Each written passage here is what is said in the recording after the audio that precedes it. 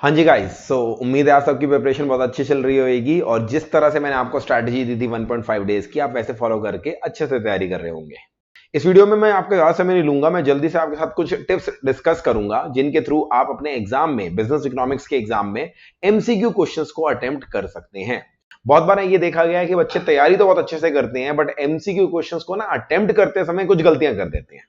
2 घंटे का हमारा पेपर है, मतलब I see so many students taking pride in the fact that मेरा पेपर तो आधे घंटे में हो गया, 40 मिनट में हो गया, मैं तो 1.5 घंटा खाली बैठा रहा। अरे भाई, 1.5 घंटा क्यों खाली बैठना है? तुम्हें आईसीआई ने अगर 2 घंटे दिए हैं तो इसका मतलब आईसीआई ने कुछ ऐसे ट्रिकी क्वेश्चन पूछे हैं एमसीक्यू जहां पर दिमाग लगाना पड़ेगा। और मोस्टली स्टूडेंट क्या करते हैं, हम लोगों की एक आदत बन जाती है, एमसीक्यू देखते ही उसके अंदर 10 सेकंड के अंदर अंदर कोई क्वेश्चन टिक कर देते हैं ऑप्शन, और फिर हम 10-10 सेकंड के अंदर जब सारे क्वेश्चन कर देंगे तो पता लगेगा भाई इतनी जल्दी पेपर कर दिया है। तो आपको एमसीक्यू करते समय कुछ छोटी छोटी चीजों का ध्यान रखना है और उनका ध्यान रखते हुए ही आपको एमसीक्यू करने हैं, जो मैं यहां पर डिस्कस करने वाला हूं। ठीक है जी, चलिए एक एक करके डिस्कस करते हैं। सबसे पहली बात, एमसीक्यू को एमसीक्यू को पढ़ने की क्या स्ट्रेटेजी होनी चाहिए।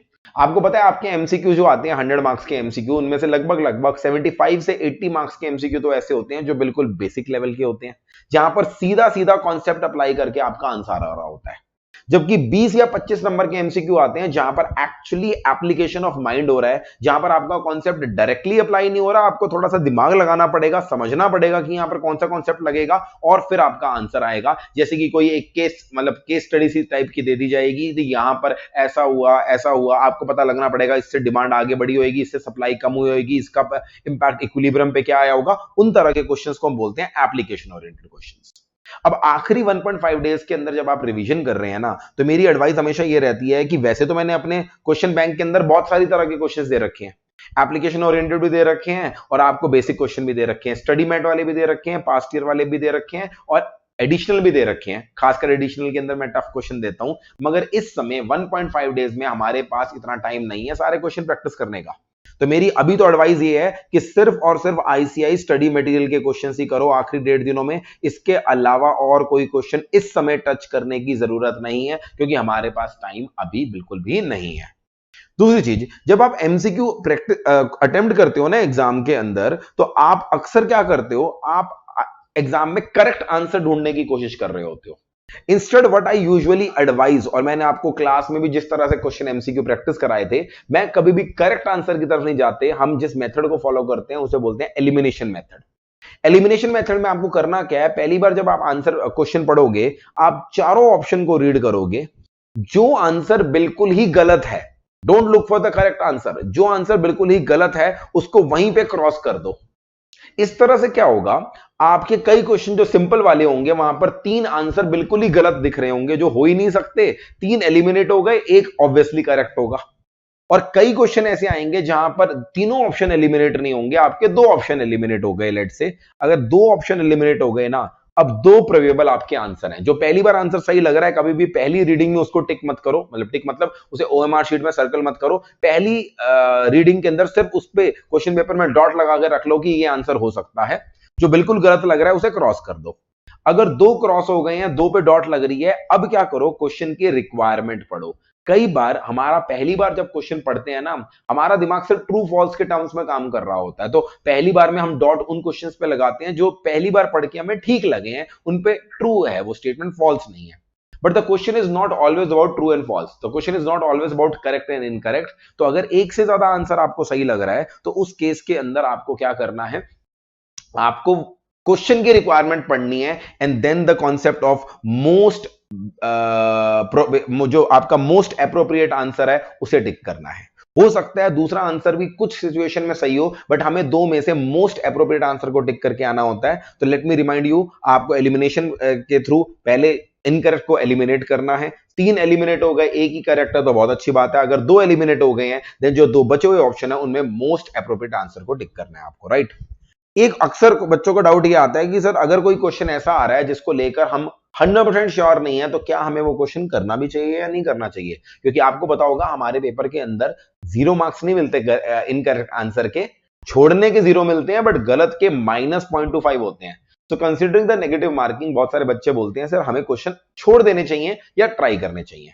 इसका आंसर भी एलिमिनेशन मेथड के अंदर है। अगर आप एलिमिनेशन मेथड के थ्रू दो ऑप्शंस को एलिमिनेट कर पा रहे हो और दो में ही आपको डाउट है, आप खुद सोच लो, प्रोबेबिलिटी की थ्योरी लगा लो, it is always worth taking the risk, because अगर सही हुआ तो एक नंबर, माइनस अगर हुआ भी सही तो -0.25 होंगे। आप ओवरऑल ऐसे 10 क्वेश्चन अगर करोगे, नुकसान में कभी भी नहीं जाओगे, कैलकुलेट करके देख लो। तो अगर आप क्वेश्चन में दो एलिमिनेट करके दो में डाउटफुल हो, always attempt the question, never leave the question.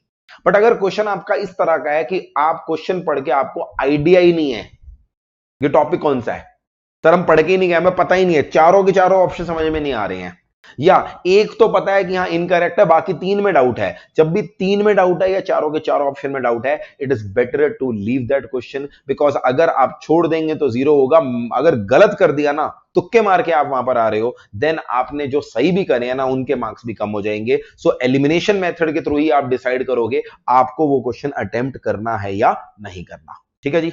साथ साथ दो चार टिप्स और देना चाहूंगा आपको मैं। कुछ बच्चों की आदत होती है, अब तो देखो क्वेश्चन पेपर हम लेके आ सकते हैं बाहर, पहले तो एक जमाने में क्वेश्चन पेपर देना पड़ता था ना, अब सितंबर 24 के बाद आपका क्वेश्चन पेपर जो आपको एमसीक्यू मिलेगा, मैथ्स के पेपर में भी आप लेकर आ गए होगे। अब बहुत सारे बच्चे क्या करते हैं, वहां क्वेश्चन पेपर के ऊपर टिक मार्क करके बैठ जाते हैं with the thinking that last में मैं क्या करूंगा, उस क्वेश्चन पेपर वाले सारे आंसर्स को ओएमआर में सर्कल करूंगा, लास्ट में करूंगा, और वो लास्ट कभी आता ही नहीं है। क्यों नहीं आता? ऐसा नहीं कहूंगा पेपर मिस आउट हो जाता है, क्योंकि आपके जो क्वेश्चन पेपर के ऊपर आंसर टिक करने वाली बात है ना, दैट इज नॉट अलाउड।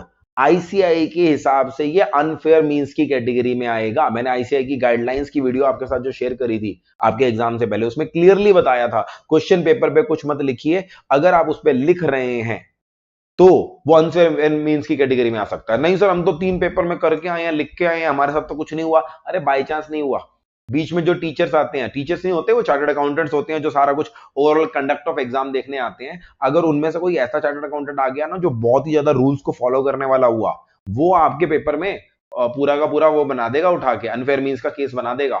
तो कभी भी ना अपने क्वेश्चन पेपर पे आंसर टिक करो ही मत, सीधा सीधा क्या करो, उसको एमआर शीट में डालते जाओ। और एक एक्स्ट्रा काम करो, हर 5 या 10 क्वेश्चन करने के बाद सीक्वेंसिंग चेक कर लो।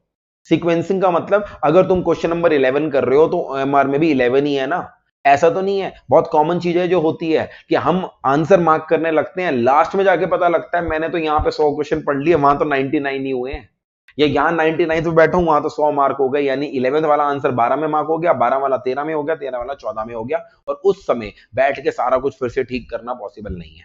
ठीक है। आईसीआई गाइडलाइंस के हिसाब से आपको पता है ओएमआर शीट में जो भी सर्कल करने हैं वो पेंसिल से करने हैं, तो पेन से बिल्कुल भी मत करना। फिर से मैं आपको ये चीज रिमाइंड कराना चाहता हूं, साथ साथ ही मार्क करते जाना, और हर 5-10 क्वेश्चन के बाद सीक्वेंसिंग को जरूर जरूर चेक करते रहना। So these were certain things which I wanted to tell you. लगे रहिए, कोई दिक्कत वाली बात नहीं है। आपको कोशिश करनी है कि आपको पूरे 10 के 10 चैप्टर कवर अप करके जाने हैं, एंड बिलीव मी अगर आप सारा चैप्टर करके जाएंगे आप आसानी से 75 प्लस स्कोर कर पाएंगे। कोई डाउट हो तो मुझे भेज दीजिएगा व्हाट्सएप नंबर पे या कमेंट सेक्शन में। Take care, bye bye, all the very best. एंड आपके एग्जाम के बाद एक पेपर एनालिसिस की डिटेल वीडियो लेकर आएंगे, जहां पर आप पूरा का पूरा पेपर मैं यूट्यूब पे डिस्कस करूंगा आपके साथ। तो जब वो पेपर हो जाएगा तो उस वीडियो के लिए जरूर जरूर आप वेट कीजिएगा। हम आपके पेपर की इमीडिएटली बात तो नहीं, 2-3 घंटे के अंदर अंदर ही कोशिश करेंगे वो वीडियो आपके लिए यूट्यूब पे अपलोड कर देंगे। Take care, bye bye, all the very best.